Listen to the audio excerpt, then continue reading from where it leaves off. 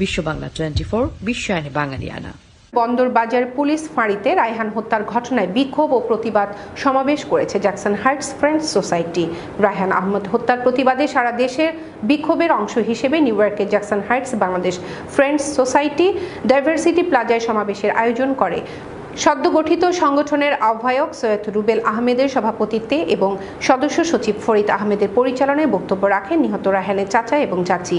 রায়হানের চাচি হত্যার বিচার দাবি করে বলেন, রায়হানকে মুক্ত করার জন্য 10,000 টাকা নিয়ে যাওয়ার পরেও তাকে বাঁচানো গেল না।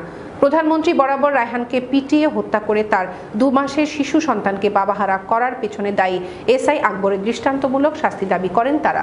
পলাতক বরখাস্ত এসআই আকবরকে খুঁজে বের করে শাস্তির আওতায় আনতে স্বরাষ্ট্রমন্ত্রীর কাছে আবেদন জানান নিহত রায়হানের চাচা। পলাতক এসআই আকবরের সন্ধান দিতে পারলে 2 লাখ টাকা পুরস্কার ঘোষণা করেন সংগঠনের আহ্বায়ক সৈয়দ রুবেল এবং সদস্য সচিব ফরিদ আহমদ। প্রধানমন্ত্রী নিজের টাইম ভাষণ দিচ্ছেন যে আমার কোনো লোভ লালসা নাই, আমি জনগণের পাশে থাকতে চাই। যে তার কথাটা যেন সত্যি হয়, আমার বাচ্চাটার যেন আমি বিচার পাই, আমি বিচার যেন পাই। বিসমিল্লাহির রহমানির রহিম। আমি রায়হানের চাচা, নিউ ইয়র্ক থেকে আমি কইরাম।